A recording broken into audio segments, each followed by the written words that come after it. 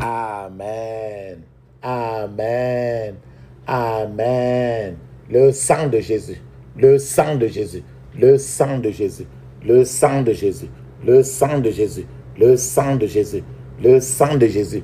Dans le puissant nom de Jésus, nous avons prié. Amen. Amen. Amen. Bien-aimés dans le Seigneur Jésus-Christ, bonjour ou bonsoir, suivant le temps qui se passe là où vous êtes. Je suis apôtre Focam chrétien du ministère de Jean, chapitre 8, verset 32. C'est-à-dire de John Eternal Ministry. Je suis votre partenaire de prière de tout le temps. Je suis votre partenaire de prière de tous les jours. Encore que la grâce et la paix de notre Seigneur Jésus-Christ soient avec vous et toute votre famille. Amen. Avant que nous ne commencions notre thème de prière aujourd'hui, papa, maman, je vais vraiment vous exhorter de mettre une cuillère à café d'huile d'onction dans votre bouche. Rincez votre bouche avec cela. Rincez-la, rincez cela, rincez. Rincez votre bouche avec cela pendant 2 minutes avant de l'avaler après. De la même manière, mettez un peu d'huile d'onction dans la paume de votre main. Essuyez votre paume de main. Essuyez cela correctement. Essuyez votre paume de main correctement. Essuyez-la correctement. Essuyez. Frottez votre front aussi avec l'huile d'onction. Touchez vos cheveux avec l'huile d'onction. Touchez votre nombril avec l'huile d'onction. Ce que vous avez fait pour vous, faites la même chose pour vos enfants. Avant d'aller quelque part, oignez-vous un peu avec l'huile d'onction. Parce que quand quelqu'un peut vous toucher et quelque chose sort de vous pour partir et tu ne sais pas.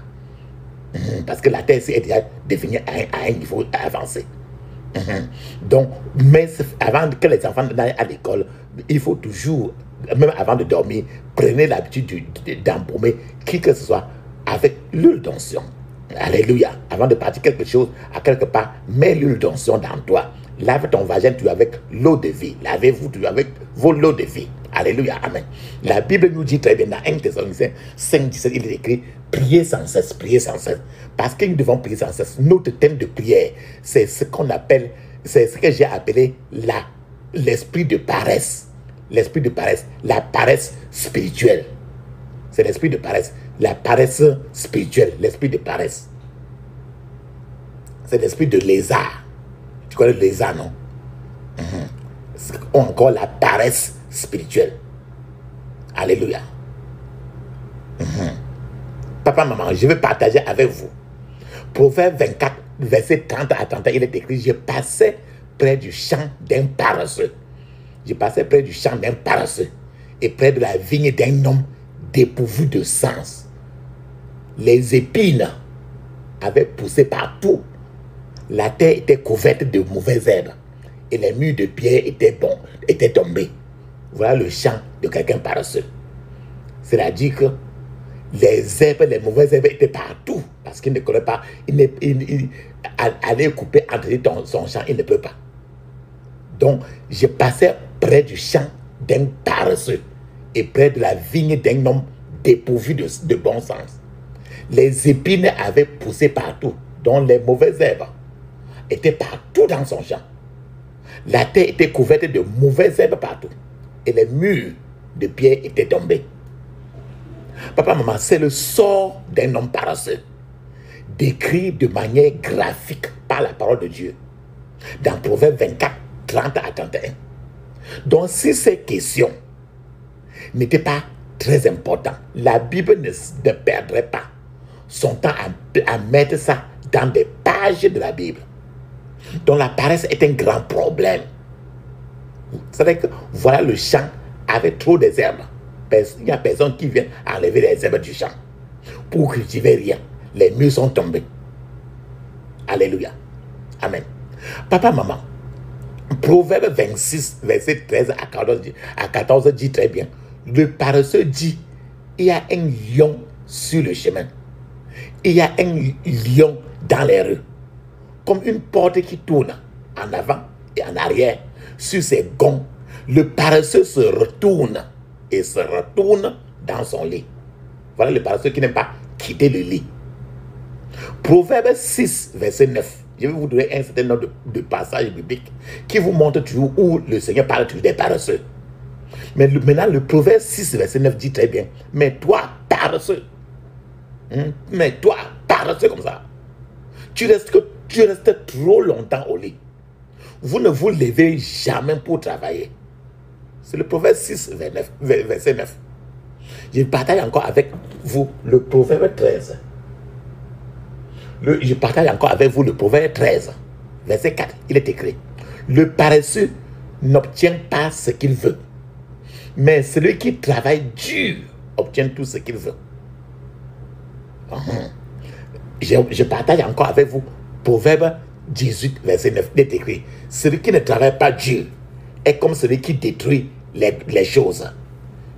Papa, maman, je veux que nous voyions à quel point la Bible prend le sujet de paresse au sérieux. Regarde maintenant Ecclésiaste chapitre 10, verset 8, nous dit très bien: celui qui creuse une fosse peut y tomber, et celui qui démolit un mur peut être mordu par un serpent. Donc la paresse, c'est une fosse qu'on creuse. Après, la personne peut tomber dedans. Maintenant, regarde Romains chapitre 12, verset 11. Il est écrit: ne soyez pas paresseux, mais travaillez dur, servant le Seigneur de tout votre cœur. Donc, papa, maman, la paresse est quelque chose qui se développe lentement et très difficile à détecter dans la vie de quelqu'un. Surtout lorsqu'il s'agit de votre propre vie.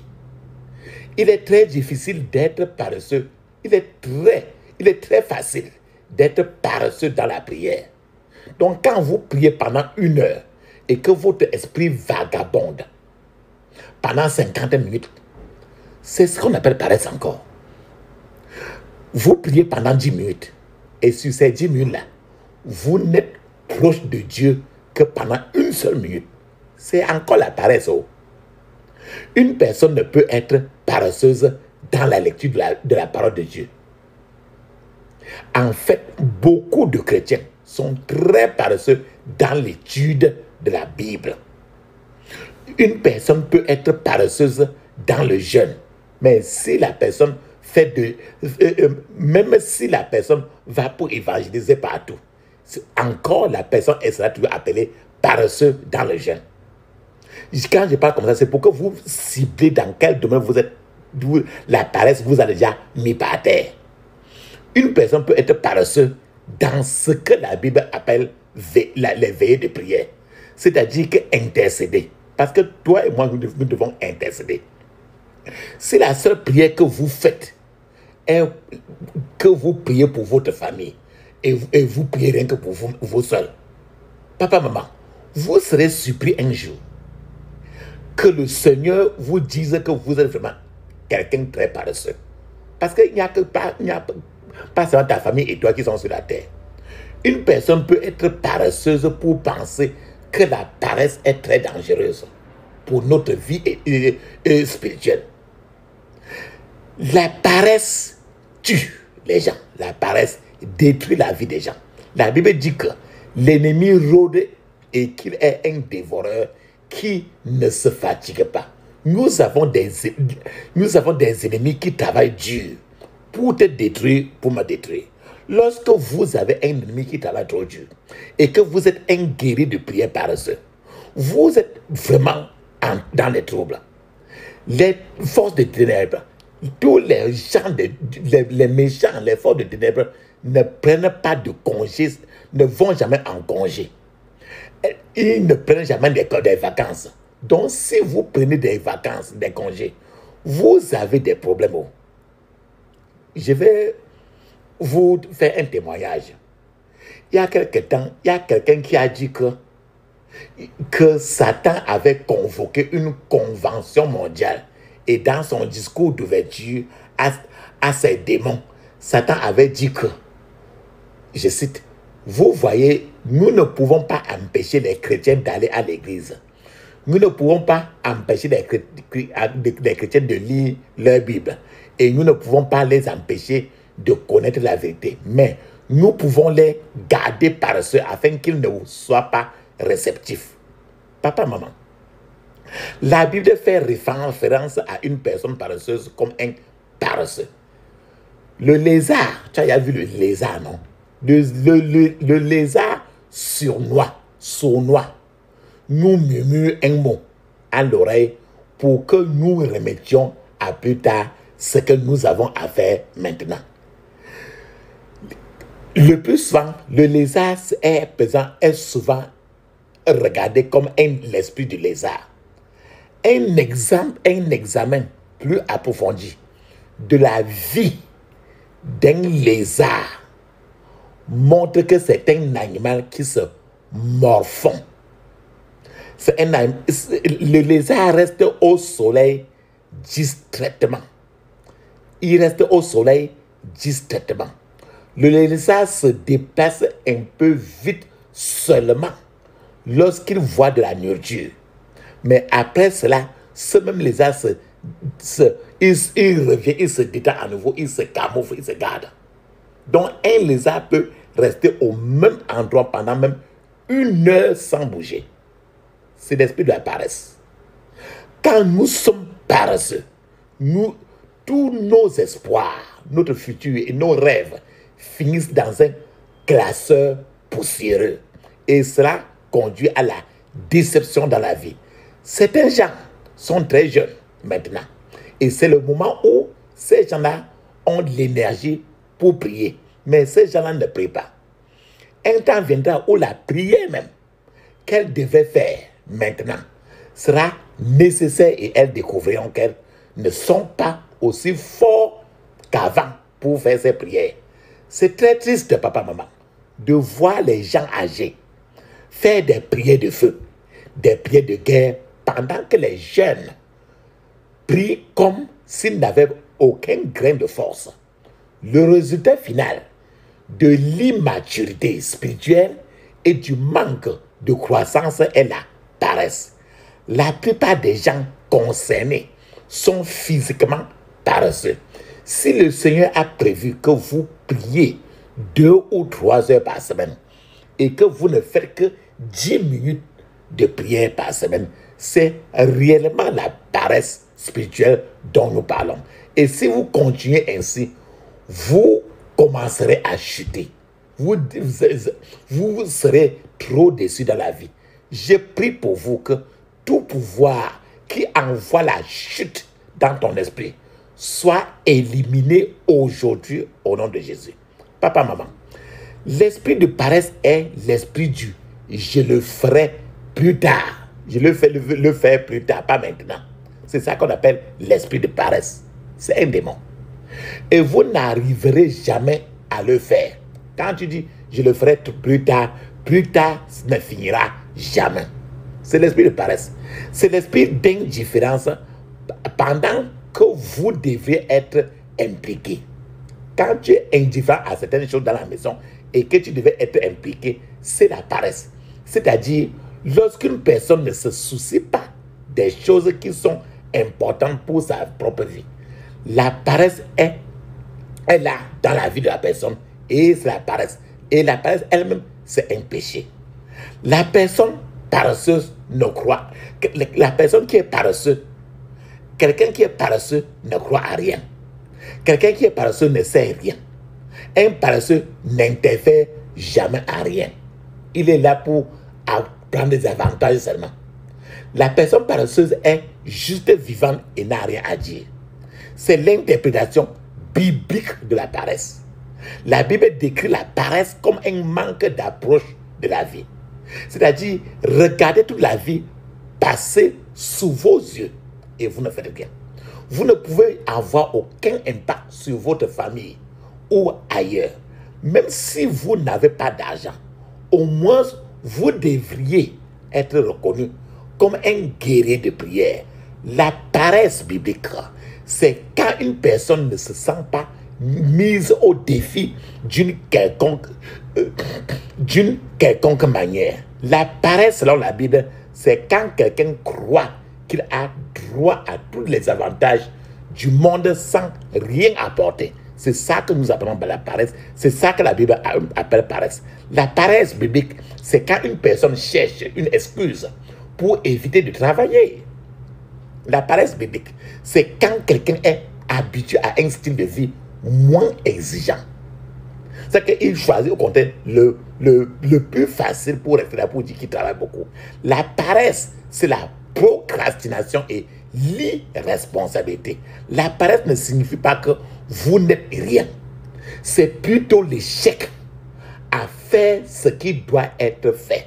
C'est ce que la Bible appelle la paresse. Donc, l'absence d'objectif intensif dans la vie de quelqu'un, c'est ce que nous appelons la paresse. Dormir pendant des heures précieuses, c'est encore la paresse. Se reposer avant d'être fatigué, c'est encore la paresse. C'est-à-dire qu'il y a des gens qui se reposent d'abord. C'est qu'au temps où ils sont fatigués, ils se reposent encore, c'est la paresse. Marcher comme un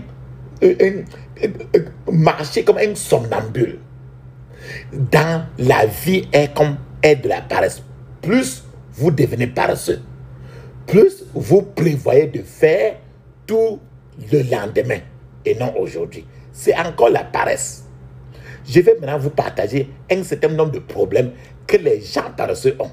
Premièrement, une personne paresseuse ne connaîtra jamais la croissance spirituelle, car la croissance nécessite un travail dur et acharné. C'est ça la croissance spirituelle. Deuxième chose, c'est qu'une personne paresseuse n'est pas de taille, il n'affronte jamais de l'ennemi, car l'esprit de paresse maintient la personne dans une sécurité superficielle. La personne peut dire, mais j'essaie quand même.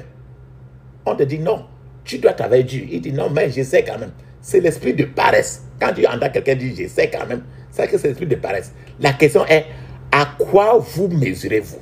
Vous vous comparez à quoi? Quand tu dis j'essaie quand même, parce que tu te compares à quelqu'un qui ne doit normalement rien faire.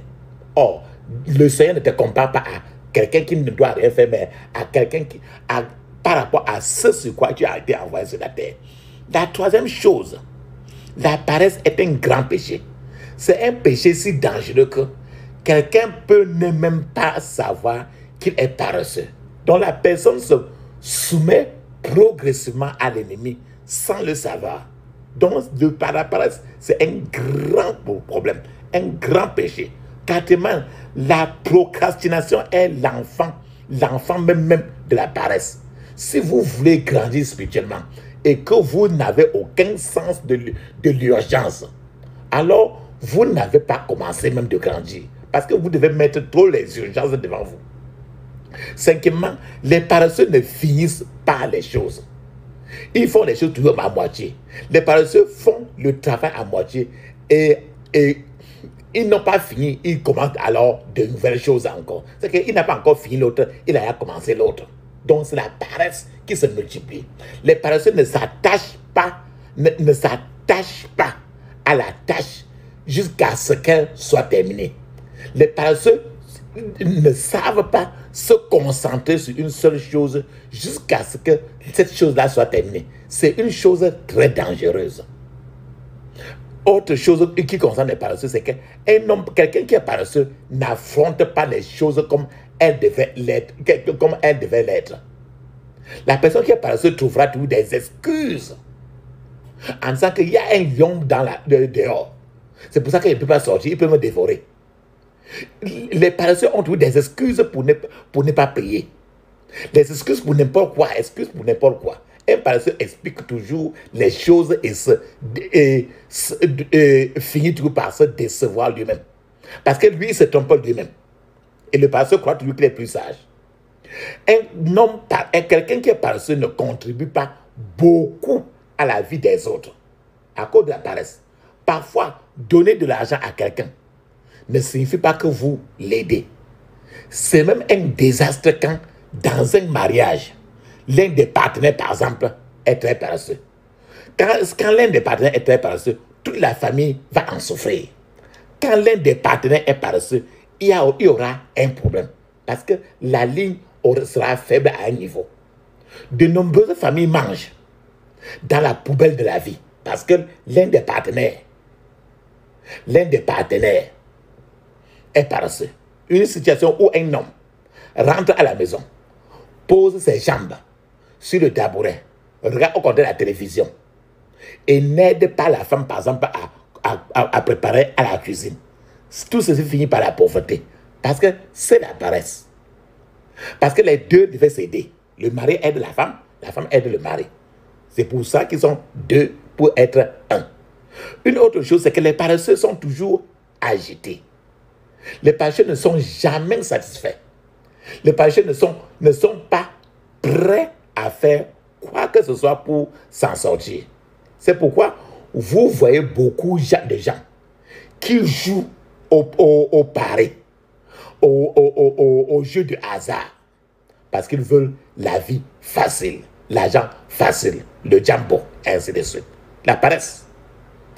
Autre chose, c'est qu'une personne qui est paresseuse est une personne spirituellement impuissante, qui n'a pas de force spirituelle. L'ennemi aime ce genre de personne parce que l'ennemi sait que ce genre de personne ne représente aucune menace pour lui. Si l'ennemi sait que 10 minutes, si l'ennemi sait que 10 minutes sont ce dont il a besoin pour les déloger et qu'ils ne peuvent pas payer plus de 5 minutes, il les éliminera facilement. La paresse doit disparaître de notre vie. Dieu déteste la paresse. Dieu dit que Dieu dit lui-même qu'il va rejeter ces gens-là parce qu'ils ne le servent qu'ils ne le sont d'aucune utilité.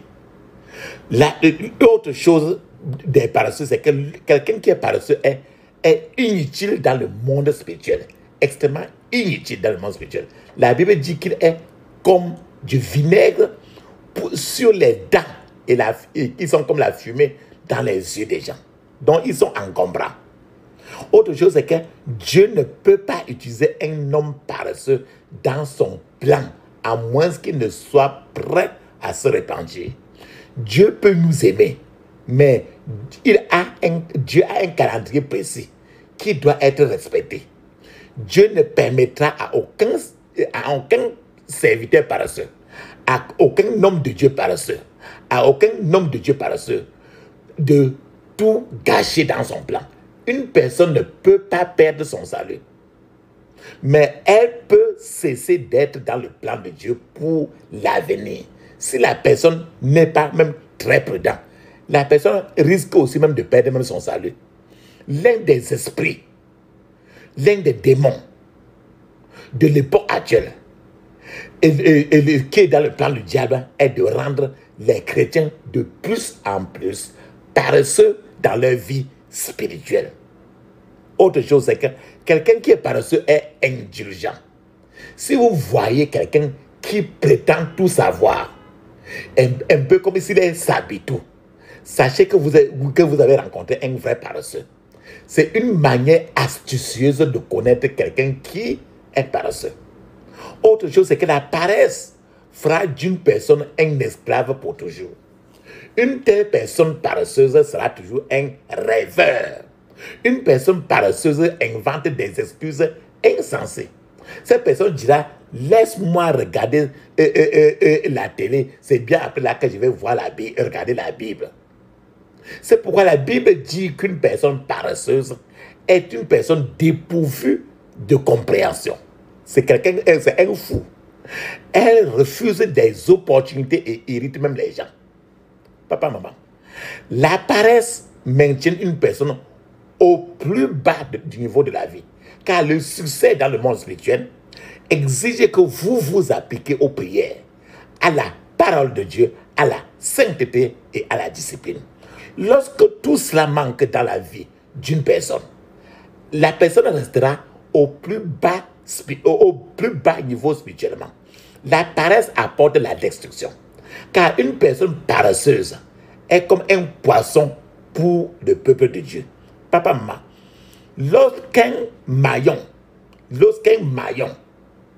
particulier d'une chaîne de la vie est faible, la chaîne finit par se briser à cet endroit faible-là. C'est la conséquence de la paresse. Donc, le plus terrible de tous est la paresse spirituelle. Le plus terrible de tous, c'est la paresse spirituelle. Lorsqu'une personne commence à prier et que des choses passées commencent à lui revenir à l'esprit et que quelque chose en elle lui demande d'arrêter de prier et la personne là arrête de prier, c'est en fait la paresse spirituelle. Donc quand tu commences à prier et tu commences à penser à autre chose, après tu arrêtes ça maintenant pour tomber sur autre chose, c'est la paresse spirituelle. Parce qu'il y a un démon de la paresse qui te dit quitte et je t'entretiens. C'est de la paresse spirituelle que de dormir pendant des veillées nocturnes. Donc si vous avez même, par exemple, si vous avez dormi pendant une veillée et que vous prétendez quand même y avoir assisté et vous dites que vous avez veillé à prier, vous êtes tout simplement un menteur. Vous ne faites qu'ajouter à votre péché. Les paresseux sont de bons menteurs parce qu'ils doivent mentir pour entretenir le temps. Donc, quand une personne dort à 22 heures et qu'à 7 heures du matin, elle est toujours, et jusqu'à 7 heures le matin par exemple, c'est la paresse. Pour se lever, pour faire un moment de calme ordinaire. Cette personne devait normalement se lever depuis et prier avant 5 heures. De telle personne est une personne spirituellement paresseuse. Certains gens essaient de travailler de longues heures, mais consacrer quelques minutes à leur vie spirituelle est un problème. Parce qu'ils donnent le privilège au contraire à leur vie physique.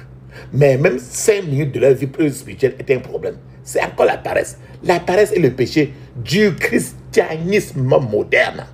Le manque de temps, de calme dans la présence de Dieu, de calme significatif et de vie dévotionnelle devant Dieu dans la prière, c'est la paresse. Le refus de planifier votre vie spirituellement à l'avance, c'est encore la paresse. Quand une personne a beaucoup d'idées pour le ministère que Dieu a confié entre ses mains, mais ne regarde jamais au-delà de cette étape, c'est de la paresse spirituelle. Nous devons travailler et prier dans ce domaine de notre vie. Certains se plaignent de ne pas savoir pourquoi les choses vont mal dans leur vie. Mais quand vous dites, ok, fais même 2 jours de jeûne et tu pries trop, tu pries suffisamment. Les gens disent, ils te diront que non, s'il te plaît, je fais une autre méthode. Ou bien, je n'ai pas trop de temps parce que j'ai plus de travail comme ça, donc il y a toutes des excuses. Papa, maman, tu as suivi le problème de la paresse, l'esprit de la paresse. Quelle est la voie de sortie? Comment sortir de cette situation pour ne pas arriver au trône, devant le trône de grâce et que Dieu dise que vous êtes quelqu'un de très paresseux? Premièrement, reconnaissez d'abord que la paresse est un grand péché devant Dieu. Si Dieu a programmé quelque chose et l'a attaché à votre vie et que vous êtes en retard, c'est un péché. Prenez une décision personnelle pour affronter la paresse dans votre vie. La meilleure façon d'affronter la paresse est de faire un jeûne à sec de 3 jours et prier ces prières que je vous ordonne, que nous recommandons. C'est une façon de prier pour faire disparaître le lézard spirituel qui est dans le temple de votre vie. La troisième chose, il faut prier pour avoir le zèle et la ferveur. Et la quatrième chose, c'est qu'il faut apprendre le principe de la diligence et le principe de travailler dur. Nous avons un exemple biblique de la diligence dans le travail et du travail dur. Ce qui est écrit dans Proverbes chapitre 6, verset 6. Il est écrit, toi qui es paresseux, va donc voir la fourmi, observe son comportement et tu apprendras la sagesse. Papa, maman, c'est un bon exemple du principe de diligence et de travail dur et acharné.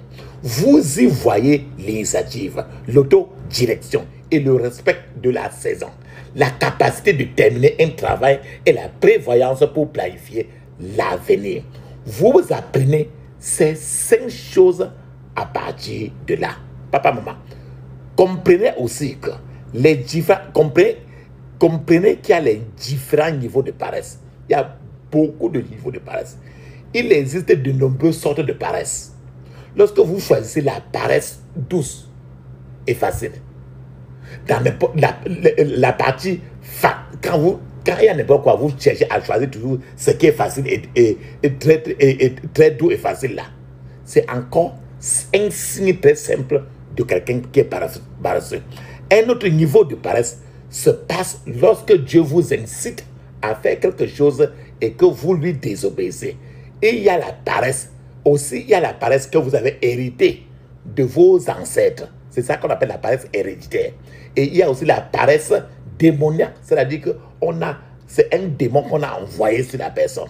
Donc, une personne peut chercher la délivrance à cause de l'esprit de la paresse. Et c'est pour ça qu'on est là aujourd'hui. Aussi, la sixième chose, c'est que imprégnez-vous de la discipline de se lever tôt. Apprenez à vous lever tôt pour faire des choses. En fait, ceux qui sont impliqués dans la guerre spirituelle savent que lorsque vous vous réveillez à l'heure très tôt, et vous pouvez prendre en charge la journée, vous pouvez parler au soleil, vous pouvez parler à la lune, et vous pouvez parler aux éléments. Et ainsi, le jour ne se lèvera pas contre vous. Il y a des hommes méchants, il y a des satanistes autour de toi qui se lèvent très tôt, même à 5 heures, qui se lèvent très tôt pour parler, pour faire des incantations sur le jour. Alors, quand ils font comme ça, beaucoup de gens dorment encore, alors que les chrétiens devaient être déjà debout. Autre chose, la septième chose, respectez le temps qui est en train de passer. Respectez le temps. La Bible dit très bien dans Éphésiens chapitre 5, verset 16, il dit « Rachetez le temps, car les jours sont mauvais. » Rachetez le temps. Donc, le temps est en train de passer. Le temps n'est pas infini. C'est un temps qui, quand il passe, tu ne le récupères plus. Le temps est limité. Et le temps est irrévocable, irrécupérable. Ne perdez pas votre temps. Si vous avez un ami qui vous perd le temps, évitez-le et quittez. Une autre chose, la huitième chose, c'est qu'une autre chose importante est la discipline. Apprendre la discipline. Il n'y a pas de moyen facile de discipliner. De discipliner. Vous devez être dur avec vous-même. Et vous devez commencer maintenant parce que la discipline ne fonctionne que dans le présent. Il n'y a pas de discipline dans le futur. Il n'y a pas de discipline du passé. La discipline ne fonctionne que dans le présent. Bien-aimé papa, maman, ce message que je vous donne aujourd'hui, que je partage avec vous, est un but. Il y a beaucoup de gens qui vont à l'église ou bien qui vont passer ou par là, qui devraient maintenant vivre par le tonnerre et le feu. Mais la paresse dans leur vie les a retenus dans la vallée de la vie. Certains gens prient, mais ils n'ont pas prié au niveau que Dieu veut qu'ils le fassent. Et Dieu dit toujours que c'est de la paresse. Certains même lisent la Bible, mais pas au niveau que Dieu veut qu'ils le fassent. L'ennemi de certains gens est très fort. Mais le genre de prière que ces gens-là prient est trop faible et Dieu leur dit, et Dieu est toujours en train de leur répéter que ce sont des prières paresseuses que tu es en train de lever. Vous ferez mieux de vous réveiller et prier clairement, papa, maman. Vous devez décider aujourd'hui que la paresse doit quitter votre vie. Papa, maman, la paresse est un péché devant Dieu Tout-Puissant. Quand Jésus était là, il était tout le temps sur la route en disant, je dois faire le travail. Je dois faire le travail de celui qui m'a envoyé. Jean 19, verset 31, il dit très bien, quand il eut goûté le vinaigre, Jésus lui dit, tout est accompli. Il pencha la tête et rendit l'esprit. Jésus connaissait sa mission et l'a affronté carrément sur cette terre. Et quand la mission de Jésus était terminée, Jésus a dit sur la croix, il a dit, tout est accompli. Donc après cela, Jésus a baissé la tête et c'est ainsi que notre plan de rédemption fut conclu par notre Seigneur Jésus-Christ. Papa, maman, beaucoup de gens qui sont censés être des prophètes, des prophétesses du Seigneur Jésus, ne prient pas le genre de prière qui les conduira à ce niveau-ci. Lorsque Dieu forme ces hommes, ses soldats. Cela peut être vu comme difficile. Il n'y a aucun raccourci du tout dans ce que Dieu fait. Le niveau de prière de beaucoup de ceux qui prétendent essayer est encore très bas en ce qui concerne Dieu. Dieu appelle cela de la paresse. Nous devons prier pour que Dieu nous amène de là où nous sommes jusqu'au niveau où il veut que nous soyons. Papa, maman, posez-vous vous-même ces questions. Suis-je un chrétien paresseux?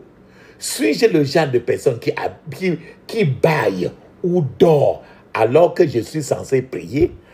Comment pouvez-vous être entouré de la sorcellerie et prier comme vous le faites? Vous êtes entouré des sorciers, les marabouts de part et d'autre, et priez comme vous le faites. Et pourtant, pleurez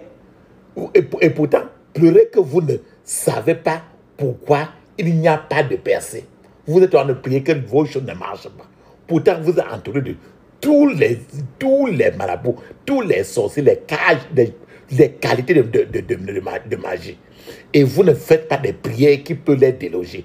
Le Seigneur dit que vous êtes paresseux et que vous ne priez pas comme vous êtes censé prier. Papa, maman, 5 minutes de pleurs et 2 minutes de prière ne marchent jamais. Inversé. Il n'y a pas de meilleur nom pour appeler cela. Le seul nom qu'on peut chercher n'importe comment, on va remettre tout ça, que cela paresse. Nous ne devons pas permettre à cet esprit de paresse, de l'âge présent, du temps présent, d'entrer dans notre vie spirituelle. Papa, maman, dites au Seigneur de vous pardonner et de vous pardonner d'être spirituellement paresseux. Vous vous donnez peut-être une note que vous faites bien. Mais que dit le Seigneur de vous? Vous avez des idées, mais certaines d'entre elles périssent à la table de la planification à cause de la paresse. Ces idées ne fonctionnent jamais à cause de la paresse spirituelle. Papa, maman, une seule chose, demandez au Seigneur de vous pardonner aujourd'hui. Regardez quel domaine dans quel domaine de votre vie l'esprit de la paresse vous a mis dans sa prison. C'est une affaire très sérieuse. Seul le ciel peut quantifier ce que la paresse nous a volé et continue à voler. Papa, maman, veuillez prier les prières que nous allons faire ensemble tout à l'heure avec une sainte agressivité. Amen. La puissance est dans le sang de Jésus. La puissance est dans le sang de Jésus. La puissance est dans le sang du roi des rois. La puissance est dans le sang de Jésus. Le pardon est dans le sang de Jésus. Le pardon est dans le sang de Jésus. Le pardon est dans le sang du roi des rois. Le pardon est dans le sang de Jésus. La victoire est dans le sang de Jésus. Alléluia. La victoire est dans le sang de Jésus. La victoire est dans le sang du roi des rois. La victoire est dans le sang de Jésus. Alléluia. Amen. Papa, maman, ferme tes yeux, ouvre ta bouche, dis ceci. Je couvre mon esprit, mon âme, mon corps et toutes mes possessions du sang de Jésus. Je couvre mon esprit, mon âme, mon corps et toutes mes possessions du sang de Jésus. Dans le puissant nom de Jésus, nous avons prié. Amen. Papa, maman, je vous ai dit de cibler très bien les départements de votre vie où la paresse vous a encerclé. En dehors de Dieu qui vous connaît mieux que vous, il n'y a que vous. Ne cherchez pas à suivre n'importe quoi qu'on va vous raconter pour vous caresser. Ferme tes yeux, dis ceci. Tout esprit de paresse sort de ma vie au nom de Jésus. Tout esprit de paresse sort de ma vie au nom de Jésus. Dans le puissant nom de Jésus, j'ai prié. Amen. Ferme tes yeux, dis ceci. Tout ce que la paresse a volé de ma vie, Tout ce que la paresse a volé de ma vie, je te reprends dans ma possession aujourd'hui, au nom de Jésus. Tout ce que la paresse a volé dans ma vie, je te reprends dans ma possession au nom de Jésus. Dans le puissant nom de Jésus, j'ai prié. Amen. Papa, maman, mets une pause maintenant. Tu vas parler en langue pendant 7 minutes. Le parler en langue est obligatoire parce que c'est écrit dans Marc, chapitre 16, verset 17. Actes des Apôtres, chapitre 2, verset 1 à 5. Et c'est encore écrit dans plusieurs parties du Nouveau Testament. Pendant que tu parles en langue, je t'attends. Vas-y.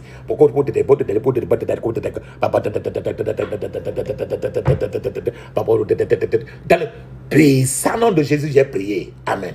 Amen. Amen. Papa, maman. Maintenant, ouvre tes yeux.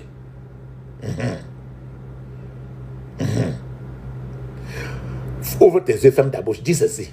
Je refuse d'être le marchepied de l'ennemi. Au nom de Jésus. Je refuse de devenir le marchepied de l'ennemi. Au nom de Jésus. Je refuse de devenir le marchepied de l'ennemi. Au nom de Jésus. Dans le puissant nom de Jésus, j'ai prié. Amen. Ferme tes yeux, dis ceci. Oh Dieu, lève-toi.